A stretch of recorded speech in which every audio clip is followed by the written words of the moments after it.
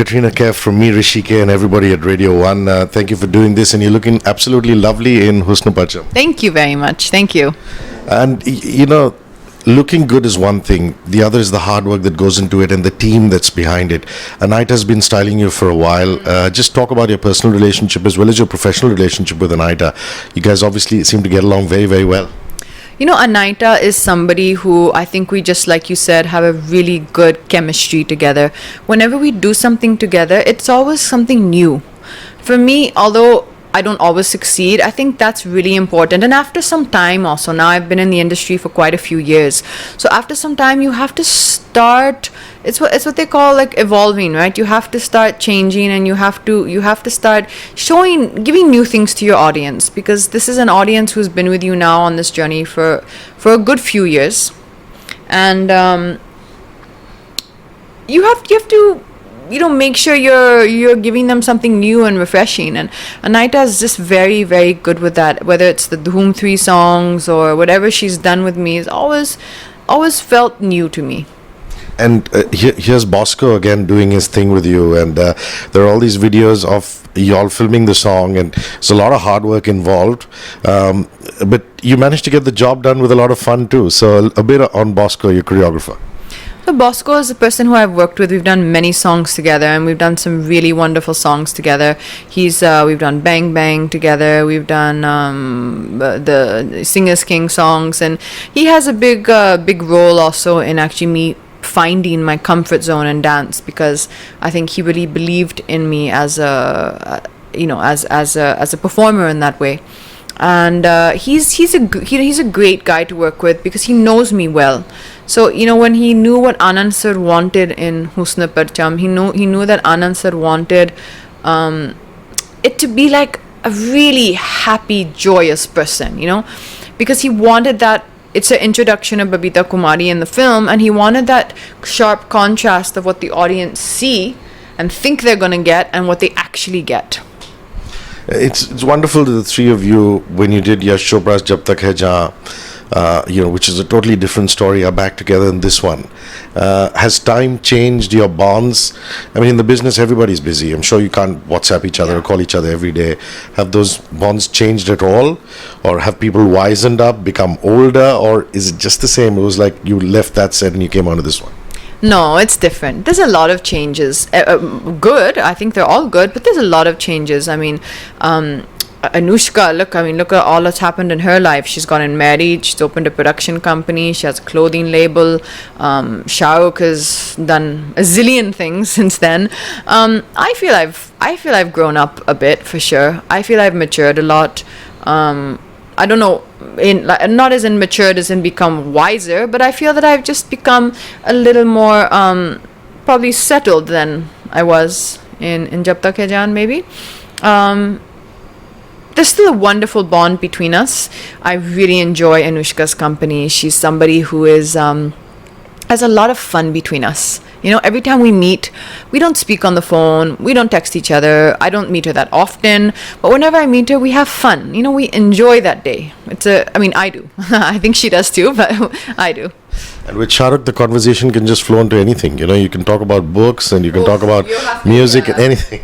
There, you don't even try to win that battle. I mean, that's one place where I don't talk much. I don't talk much around Shah Rukh, because he has so many fascinating things to say on so many topics. And whatever you say, he'll know 25,000 times more than you. So we're like, okay. I'm just so glad that you're on social networking, because I'll give you a classic example. I mean, I've been around as a journalist for years and years, and I've been interviewing you since your first time at the movies here. And all of a sudden, I see on Instagram, every few posts, there's something about girl-child education. I feel I love you even more because of that, What is it that you're doing with that particular NGO? Would you just tell me a little more? These are lovely videos of girls talking about how they're more empowered now. So, in fact, there's two NGOs I work with. One is Relief Projects India, and that is my mom's NGO. And what they do specifically is she runs a school called Mountain View School, and that's in Madurai. and basically they have about 200 kids there now. We've built a 2-story school there, which is quite a big, large building there, right under the kind of beautiful view, beautiful locale, and it's pretty much all the kids of the area who would perhaps not have the chance otherwise to get into that kind of education and learn English, which in that part of the country will really help them in their chances of getting jobs eventually. Right now they're obviously kids. So that is something which my mom has been working on for the last 10 years. She's been there, and that's a fantastic school. The other NGO I work with is called Educate Girls, and as the name suggests, it's pretty much trying to promote education for girls in the more rural areas, and what they actually do, which I found fascinating, is they get volunteers who are from that particular town, village, and they basically, because they are known in the community, in these smaller communities, they don't take well to outsiders coming in and telling them what to do, as none of us would like that. So what they do is they explain first to the people who have a good standing in the community, and explain to them why you should send your girls to school. And then they have a full follow-up program. So it's not like you come, preach to somebody, send your girls to school, run away, and don't even know what hardships they're facing or what struggles they might be facing. It's like it's a follow-up thing after that. So they come, they check up how the girls are doing. Are they still attending the school? Is there any problem they're facing? And it's just, getting awareness and trying to promote education for girls who are not, maybe their families are not encouraging it at this point in time. It's lovely. Male actors often, without taking names, are very worried about what track their character will take. Of course, that's changing, thankfully, in Hindi cinema now. But they're always worried, oh my God, am I going to come across as this mean guy or a nasty person and things like that. On the other hand, I want to know whether you ever worry about that. When Babita was offered to you, it looks as though, she's got some affection for Babua, and then something goes south, Well, that's the wonderful thing about the film, is when you come in to see Xero, you're going to have a lot of surprises. So there's going to be a lot of surprises. The character that, for me, Babita Kumari is always going to be one of, it's till date one of the best characters I've got a chance to play. It was a really creatively satisfying experience for me as an actor. I learned a lot with Anand sir on the film. I felt that I learned a lot from the film, and it was a tough process. It was not an easy process for me to go through. I was not happy on the film sets. It was not a happy space, but that's what we take as actors, right? We look for the challenges to push us, and I think I'm also at that time in my life where I want to now push myself into different things that I've not done before. So you're saying that she's not as nasty as we think she'll be, but oh no, she's much worse than you think she's gonna be. But so, in a different way, in a very direct, honest way. You'll see. Yeah. So anyway, don't give too much of the story away. But is she a film actress who's struggling with alcohol? Is that it? No, she's an actress. Yes, she's an actor. She's not struggling with alcohol. I think she really likes her alcohol. I don't think she's struggling with it. I think she likes it. That's the problem. And she's struggling in her life. She's emotionally going through a very rough time. I think she's lost her confidence. I think she's just lost. She doesn't know who she is. She's also a very direct person, she's a contradiction of sorts, but she's a real and a flawed person, and that's what I like about her. When you say that you weren't so happy through the film, meant that you obviously took her home with you, because a lot of actors can do that. They can just switch off and go home and just lead normal lives. Are you unable to do that because you're so involved in that character?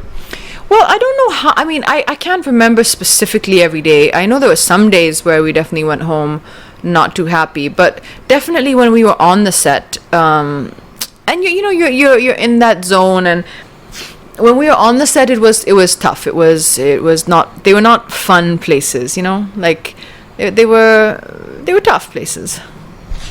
It's so wonderful that people with the condition, like having cerebral palsy, somebody who's vertically challenged, these films are being made in Hindi cinema, and that must make you very happy because you've got a very high social consciousness. Absolutely, and I think the most important thing is Anand sir is doing it in a celebratory way.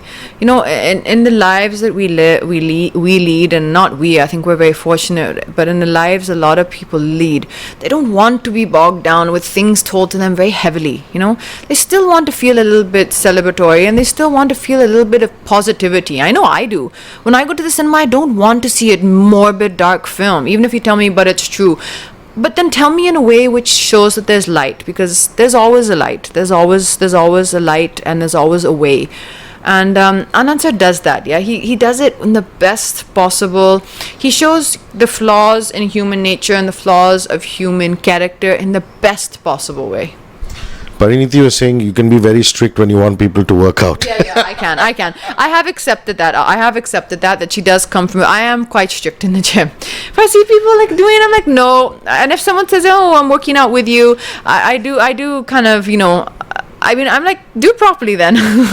But how is it possible for you to look as the way you're doing? I mean, you see two back-to-back films. I come out of Thugs of Hindustan. I haven't seen Xero as yet, but I come out of seeing the trailers on my phone or wherever, and I'm saying, man, she's looking so good. And there must be hours and hours of hard work on that. So what is it? I see Yasmin Karachiwala now and then. Is it Pilates only, or is it a whole bunch of stuff? Would you take us through your fitness regime, please? Well, it changes. So honestly, for a film like Thugs of Hindustan, where the songs like Suraiya and all that were a lot of flexibility and very fast, you get fit and you become lean just from the hours of dance. So we used to rehearse about 3 to 4 hours a day for about 9 days. That's a lot of work. That's like a 3,000, close to 3,000, I would say, calorie outburn. That's a lot. So obviously you're going to lose weight. It's there, but that's not maintainable all the time. And you know, honestly, that's something that I've had to come to terms with, is that sometimes I become very hard on myself, that all of a sudden I realize I put on a little bit weight. Maybe I have not had time to do that kind of training. Maybe I'm not dancing as much.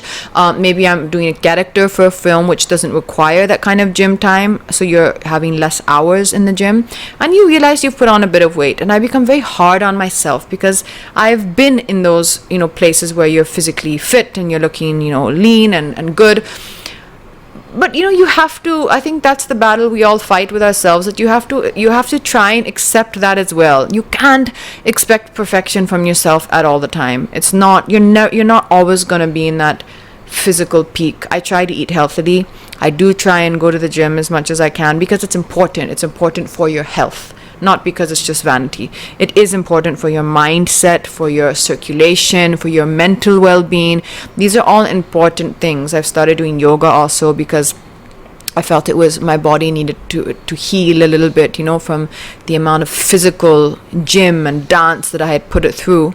But you have to also be patient and give it time. You know, like if you're at a phase where you're not in your physical peak, you know, you have to learn to accept that also.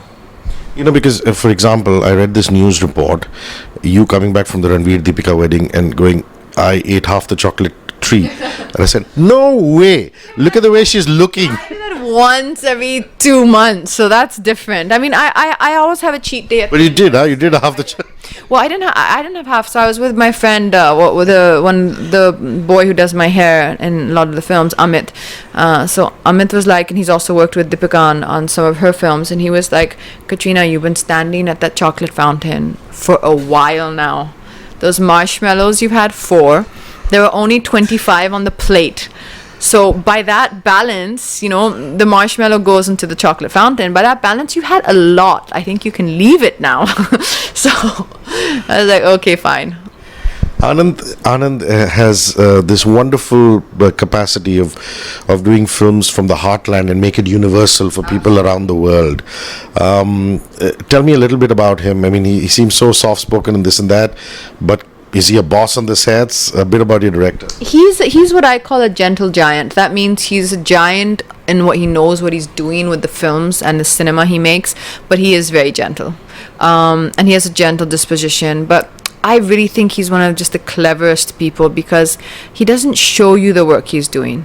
He doesn't show you, like, he doesn't come like, okay, today there's a big scene and now let's all concentrate and now let's be serious. He actually does the opposite. He makes you very comfortable, very relaxed, no pressure. You come at your own time, don't take stress, and that's a better way to get work, I think.